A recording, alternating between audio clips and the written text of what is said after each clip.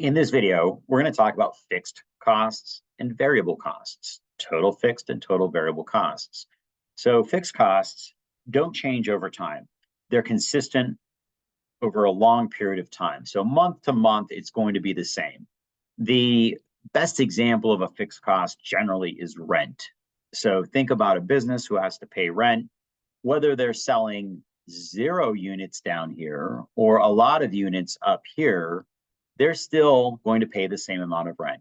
So rent doesn't change on a monthly basis. A lot of times people think utilities are fixed costs. They're really not truly fixed costs because utility bills are never exactly the same from one month to the next.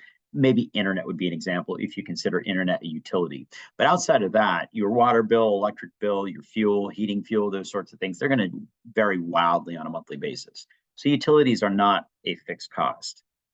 Your managerial class of employees could be a fixed cost because we've got to pay to have a manager around no matter what. Usually they make a fixed amount of income. They're called a salaried position. So that means that we're going to pay them the same from pay period to pay period. So that's not going to change very much. So those are a couple of great examples of fixed costs that businesses would be concerned with. What businesses most often encounter, and this can change on the type of business, but most often businesses have variable costs. This consists of things like your utilities.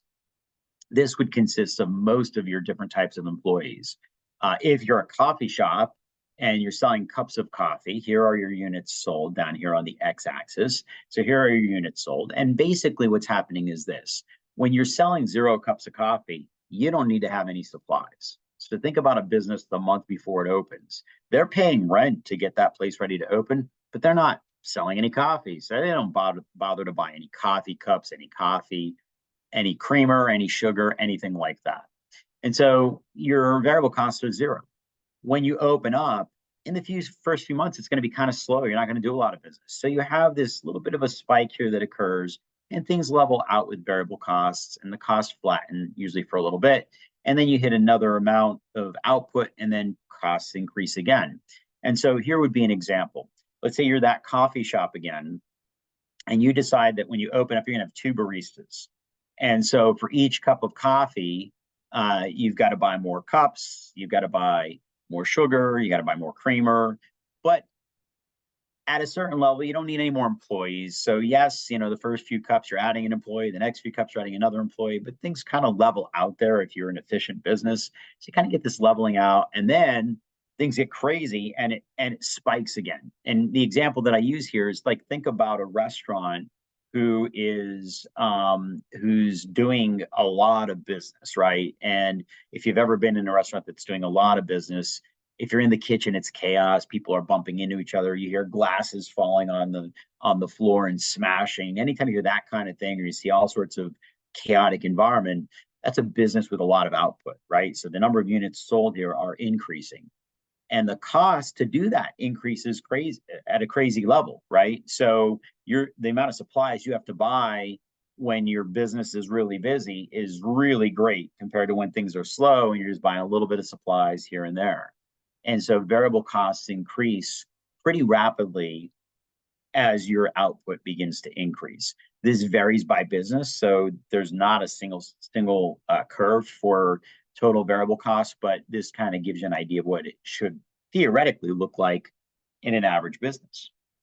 So we can layer in some other factors here as well. So we've got total fixed costs, as we mentioned earlier. That's going to be the same every month. It's not going to change. We've got variable costs, which are going to change. So your fixed costs are your rent, your payments for your equipment, your managerial class employees. Your variable costs are your workers, your hourly workers. If you're a coffee shop, it's buying coffee, it's buying cups, it's that sort of thing. And that number kind of spikes over a period of time. Then we've got total costs. And if you blend total fixed and total variable, you'll see kind of a gap closing here between variable and fixed costs, because total cost consists of all variable and all fixed costs. But those fixed costs are going to kind of drag that curve down a little bit.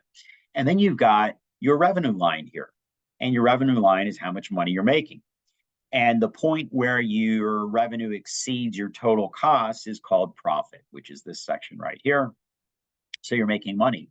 However, it's important to note that what can happen is this: if things get really, really busy, your costs based on variable costs, because your fixed costs aren't changing, your variable costs might be so exorbitant that they actually surpass your revenue. This happens to businesses where they're just so busy at times that they're actually losing money to operate. Now, that sounds counterintuitive because you would think that the more of a product you sell, that the more money you're going to make. But again, if you've ever been in a restaurant, you see people bumping into each other, then this is a prime example where efficiency actually starts to go down. And it's very possible to lose your profitability because everything's a chaotic environment. And so when things like this happen, what you've got to do is you just go open another outlet, theoretically speaking, of course, right? So if you're McDonald's and you have an outlet and you're that busy where you just cannot find efficiencies any longer, well, the best thing you can do is go 10 minutes down the road and open another McDonald's and pull some of those customers over to location number 2. And then you get a wider area that you can cover. And this whole model follows through in the second location. And you would hope that you bring the units down, the units sold down just enough to where you're at this optimal profitability, right? So you're looking to really get the widest spacing that you can between your total costs, your total revenue, and your total costs, right? What's the widest space you can get between the two? That's going to be profit maximization, which is, of course, what every business strives to accomplish.